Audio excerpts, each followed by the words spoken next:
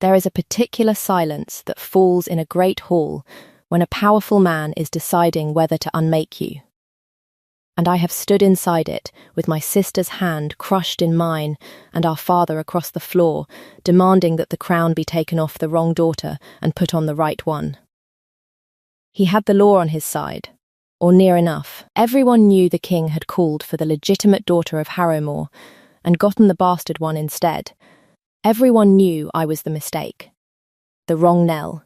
The servant who had answered to a name that was only half mine. And now the Lord of Harrowmore stood in the king's hall with his fine reasons and his fine outrage, demanding the error be corrected, the servant sent back to the kitchens, and his true daughter installed where she belonged. And my sister stood beside me shaking. Because she would rather have died than take the thing he wanted to give her, and I would rather have died than let him, and between the two of us we had exactly one crown, and one father determined to move it. I had answered a name that was not meant for me. I had known it was not meant for me, and I want you to understand, before I tell you the rest, that I did not do it to steal a crown. I did it to save my sister. Everything after that was just the world catching up. The Alpha King called a name at the selection, and it was my name, and it was not meant for me, and I knew it in the half-second before I answered. I answered anyway. My name was Nell, which is worth saying plainly, because for the first 19 years of my life it was a name no record in the realm had ever held. I was a bastard. My father was the Lord of Harrowmore, a powerful wolf of an old house, and my mother had been a servant in his hall, and I was the result, which in a house like Harrowmore means you are raised as furniture. I scrubbed the floors of my own father's home. I was never acknowledged, never entered in the house rolls, never called daughter. I was simply the servant girl who happened to have the Lord's chin, a resemblance everyone saw and no one mentioned, a nameless thing kept out of pity or habit or whatever it is that keeps a cruel man from putting his own blood out the gate. I had a name, Nell, given to me by my mother for a grandmother I shared with the house's true children. But a bastard's name is written nowhere. It is only spoken, and only by people who do not matter.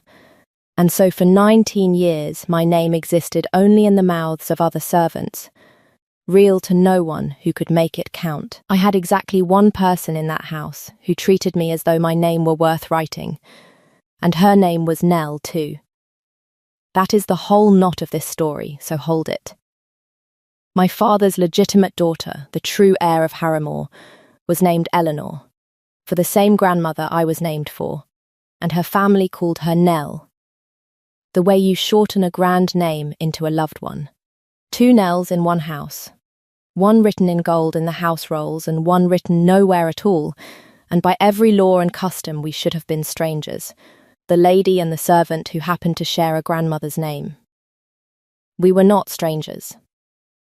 Eleanor had been the one soft thing in that hard house since we were small. She had slipped me food and taught me my letters in secret, and once, when we were girls, given me our grandmother's plain wooden comb, the only thing in the world that named me as kin to anyone, and told me that whatever the rolls said, I was her sister, and she did not care who knew it. I loved her more than I have ever loved anything. Remember that. It is the reason I answered a name that was not mine, because the selection came for Eleanor, and Eleanor was terrified. The Alpha King was to choose a Luna, and the whole realm knew, in the way the realm always knows these things, that the choice was arranged. My father had spent a fortune and a year of manoeuvring to have his legitimate daughter placed before the king, as the intended, the safe political match. The alliance that would make Harrowmore one of the great powers of the Iron Reach. Eleanor was to be called, and Eleanor was to answer, and Eleanor was to be Luna, and my father was to rule through her the way cruel men always plan to rule through the daughters they treat as coin. Eleanor did not want it. She wanted it so little that she had grown thin and grey with dread over the season.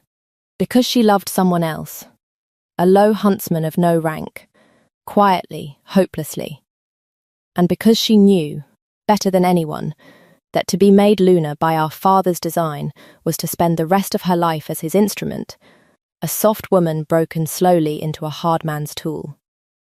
She had confided all of it to me in the dark, the way she confided everything, and I had held her while she wept and been able to do nothing, because what can a bastard servant do against a lord's arranged crown?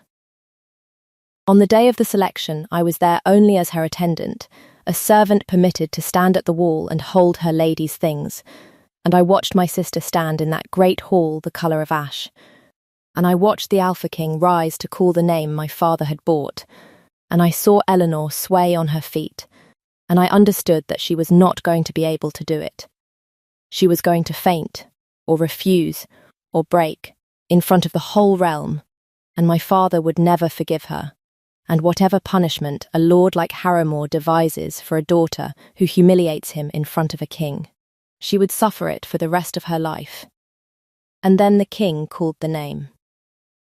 Nell of Harrowmore, he said.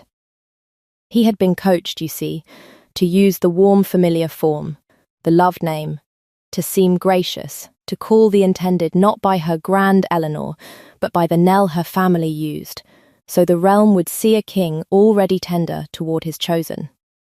He meant my sister. Everyone in that hall knew he meant my sister. The name was hers, the pet name of the legitimate daughter of Harrowmore. But it was also, fully and only, and for the first time in my life spoken aloud where it could count. Mine, Nell of Harrowmore. My father's house and my grandmother's name, the two things I had been denied my whole life, said together by a king in front of the realm.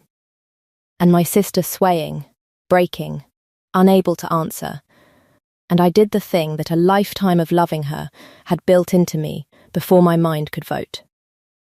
I stepped forward from the wall, and I said, "I am here." The hall did not understand what had happened, and for a moment neither did the king. And neither, I think, did I. A servant had stepped out of the attendance and answered the king's call. It made no sense. And then the sense of it arrived on every face at once, in a slow, horrified wave, that there were two Nells of Harrowmore, the lady and the bastard, and that the wrong one had answered, and that the Alpha King of the Iron Reach had called for his highborn intended, and gotten a scrub maid who happened to share her name. My father went the colour of ash himself. Eleanor's head came up, understanding flooding into her grey face, and I saw her open her mouth to correct it. To save me. To say no. That is not the one you meant. That is only my sister.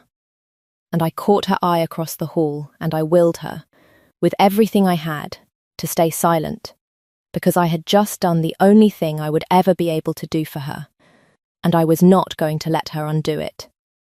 I had answered. I was the mistake. And a mistake could be sent quietly back to the kitchens, humiliated but free, while my sister, spared, unchosen, overlooked at last, might slip out of the trap our father had built and go to her huntsman and be no one's instrument ever again. I had not stolen a crown.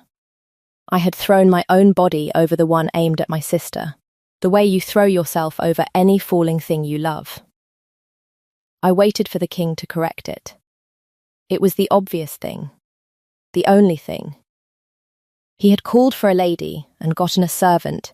He had merely to say so, and I would be removed, and the real Nell would be summoned, and the arranged world would right itself. The whole hall waited for it. My father was already drawing breath to demand it. The Alpha King looked at me for a long moment. And then he did the thing that changed both our lives, the thing no one in that hall expected, which was that he did not correct it. Nell of Harrowmore, he said again, slowly, looking directly at me. The bastard, the servant, the wrong one. So you are. And he did not send me back to the wall. I did not understand why for a long time, and the not understanding nearly drove me mad, because it made no sense that the Alpha King would keep the mistake. His name was Brogan, And he was, I would learn, a reluctant king in a way the realm never saw. A man who had been manoeuvred toward this arranged match for a year and dreaded it as much as my sister did. Because he did not want a Luna bought and placed by Lord Harrowmore any more than Eleanor wanted to be one. He had gone to that selection a cornered man, resigned to calling a name that would chain him to a scheming lord's daughter for the sake of an alliance he could not politically refuse. And then the wrong woman had answered, and it had given him, in a single unplanned instant, the one thing a king in an arranged trap never gets: an out, a mistake. A servant who stepped forward, whom no one had arranged, whom Lord Harrowmore could not control, married to no faction, owed to no counsel. The selection had appeared to choose for him, and a king can defy his counsel far more easily by pointing to the right than by simply saying no. That was the reason the court gave, and the reason my father raged against. And the reason I first believed that the king had cleverly seized an accident to escape a match he hated. And it was true, as far as it went. But it was not the whole truth, and the whole truth was a thing Brogan himself could not say for a long while, because he was reluctant about it, in the deepest way, the way a man is reluctant to admit that the convenient accident was also the thing he wanted. Because his wolf had chosen. The instant I stepped forward and said I am here, in a servant's plain dress, with my father's chin and my grandmother's nameless name, something in the Alpha King had gone still. And certain in a way no arranged lady had ever made it go. And he had kept the mistake not only because it freed him, but because his wolf would not let him send me back to the wall. He did not understand it himself at first. He only knew that when the moment came to correct the error, he could not make himself do it, and he dressed that inability up in the language of politics, because the truth, that a king's wolf had chosen a bastard scrubmaid over a high-born arranged bride the instant she opened her mouth, was not a thing a reluctant, cornered, careful man was ready to say out loud. If you have ever thrown yourself in front of a thing to save someone you love and found, to your total bewilderment, that the thing did not crush you, but crowned you, then you know the vertigo I carried out of that hall, and you know it is not a thing you can set down. I am going to tell you what my father did when his bought crown landed on the daughter he had never named, and how a sister I had died to protect became the one who saved me back, and what it costs a nameless woman to finally claim a name in front of the realm. Stay with me to the great hall and the father's demand. The wrong name, called by mistake, turned out to be the truest thing anyone ever said about me, but my father spent a season trying to prove it a lie, and he very nearly buried me to do it. My father could not abide it, and I want to be honest that his rage was not only greed, though it was mostly greed. It was the specific fury of a man watching the daughter he had thrown away take the thing he had bought for the daughter he had groomed. He had spent a year and a fortune making Eleanor a queen he could rule through. Instead, the crown had fallen on me, a bastard who owed him nothing, who knew every cruelty of his house from the inside, who had scrubbed his floors and been called nothing, and who would sooner see Harrowmore burn than lift a finger to give him power. A controllable daughter had become an uncontrollable one. He had not lost the crown. He had lost the crown to an enemy who shared his blood, and he moved against me with everything he had. He moved first with the law, which is where powerful men always begin. He petitioned the King's Council to void the selection as an error, a case of mistaken identity, a servant who had fraudulently answered a call meant for her betters, a selection corrupted, and therefore invalid. It was clever, because it was half true.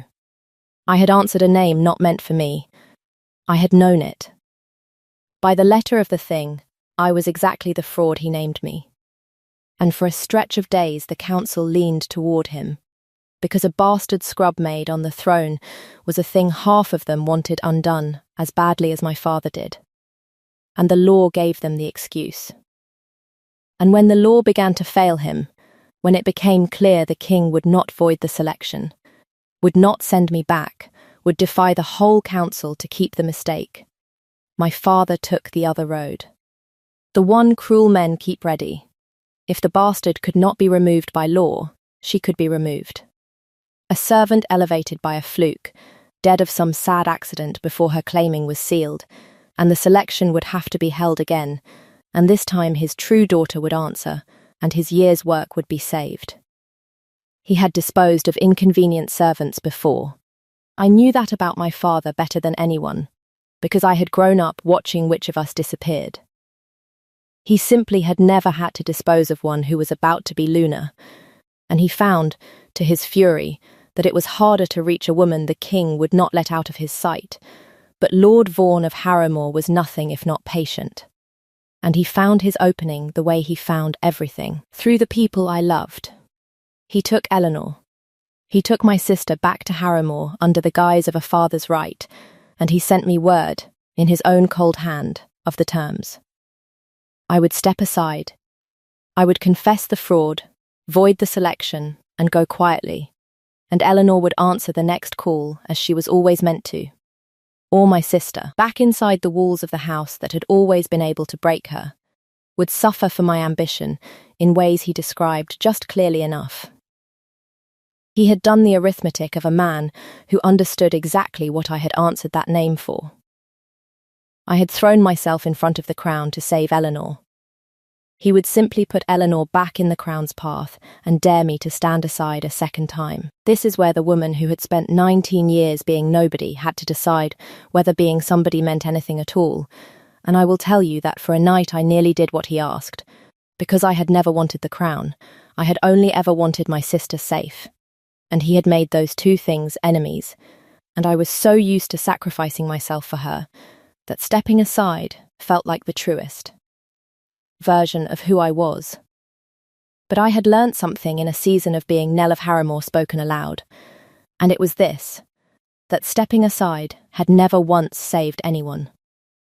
It had kept me nameless for 19 years, and it had kept Eleanor trapped, for all of hers, because our whole lives we had each been trying to disappear to protect the other. And all our disappearing had ever done was hand our father more room to do as he liked. I had answered that name to spare my sister, and it had been a brave thing and a loving thing. But it had also been the old thing, the small thing, the throwing of my body over the falling crown, instead of asking whether the crown had to fall at all. The way to save Eleanor was not to sacrifice myself a second time. It was to stop sacrificing, and use the one thing I had never had before, a name the realm now knew. A king who would not let me go. A voice loud enough, at last, to be heard, and turn it on the man who had spent both our lives making us small. So I did not step aside. I went to the king, and for the first time in my life I did not ask to disappear. I asked for help. That is the great hall the cold open promised you. My father came to demand his correction, the bastard removed, the true daughter restored, and he brought Eleanor with him, pale and shaking, as both his proof and his hostage, and he laid out his fine reasons before the king and the council.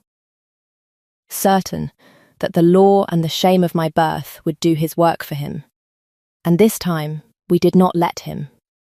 Eleanor and I stood together, the two Nells of Harrowmore, the lady and the bastard, and we did the thing our father had spent our whole lives making sure we would never do, which was to stop protecting him with our silence. I named what I was. A bastard, yes. A servant, yes. A woman who had answered a name not meant for her, and I named why, in front of the whole realm, that I had stepped forward to spare my sister a match she dreaded, thrown to a king by a father who trafficked in his own daughters.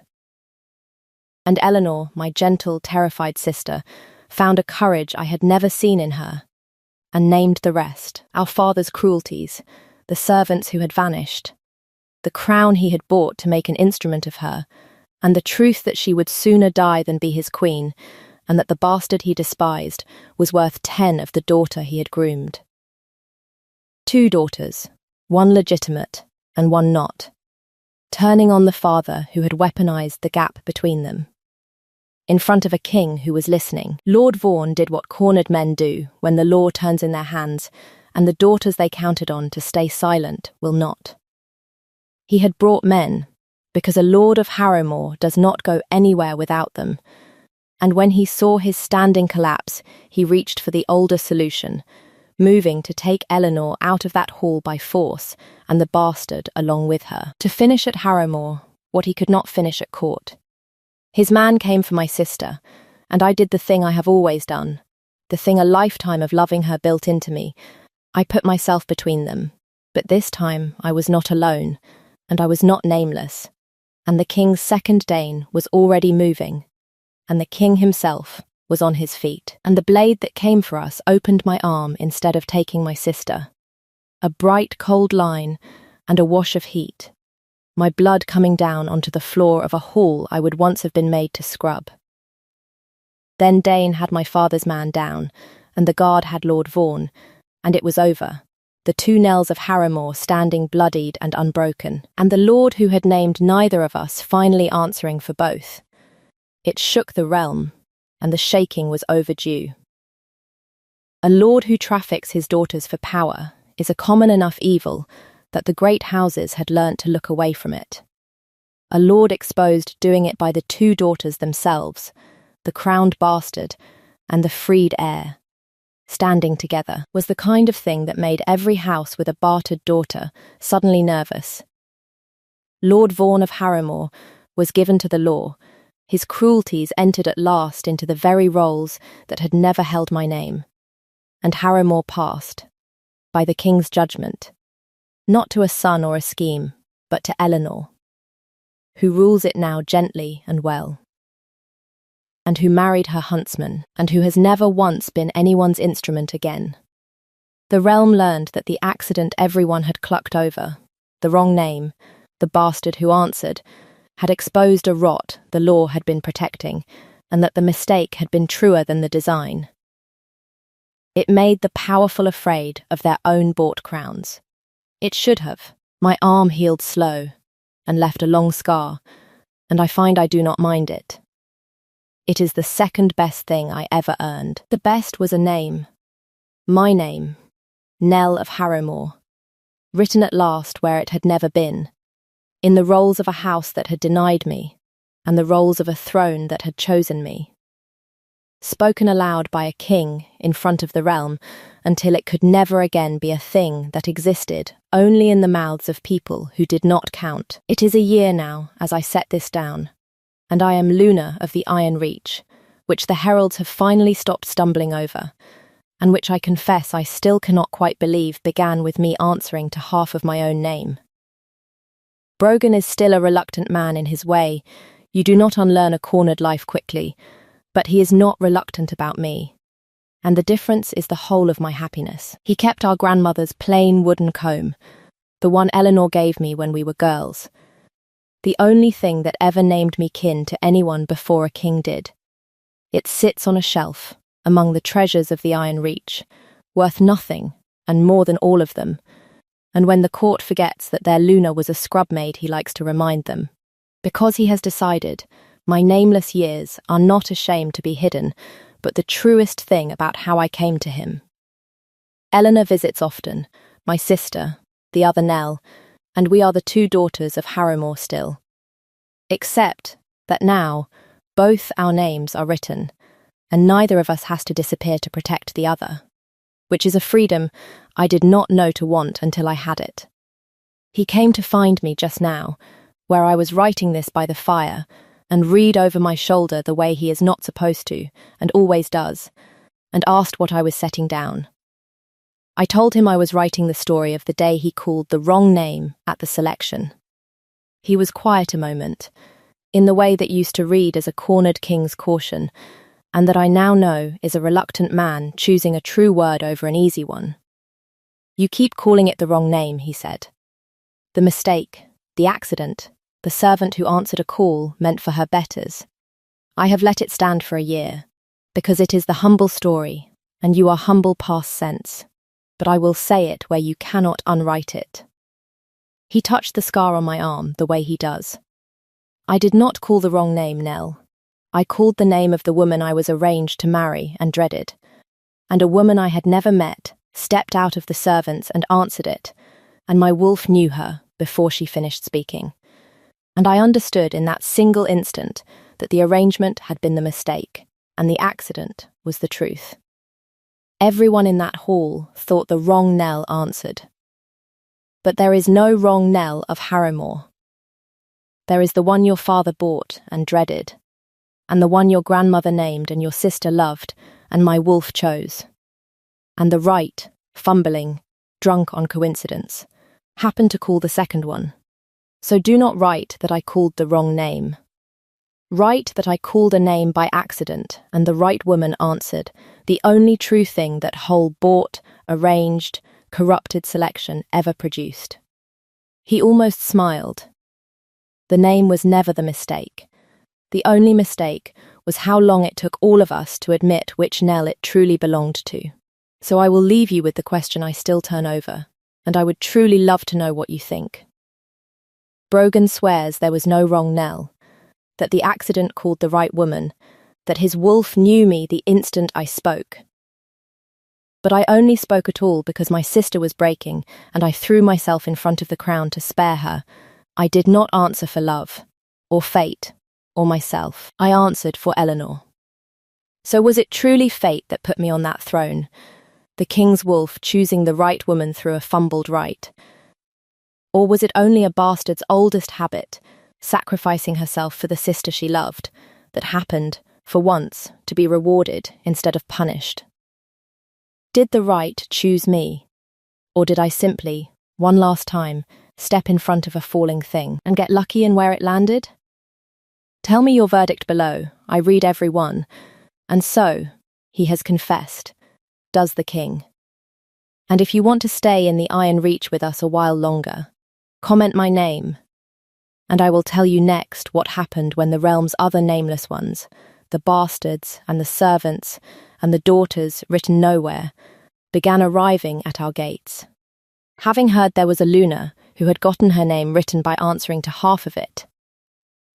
So if you have spent your life with a name no record holds, wherever you are listening from tonight, say it out loud anyway, and answer to it when it is called, even if you are not sure it was meant for you. You never know when the wrong name, in the right mouth, turns out to have been yours all along. I answered to half my name to save my sister, and a king wrote the whole of it into the rolls of the realm. It was the truest thing anyone ever called me.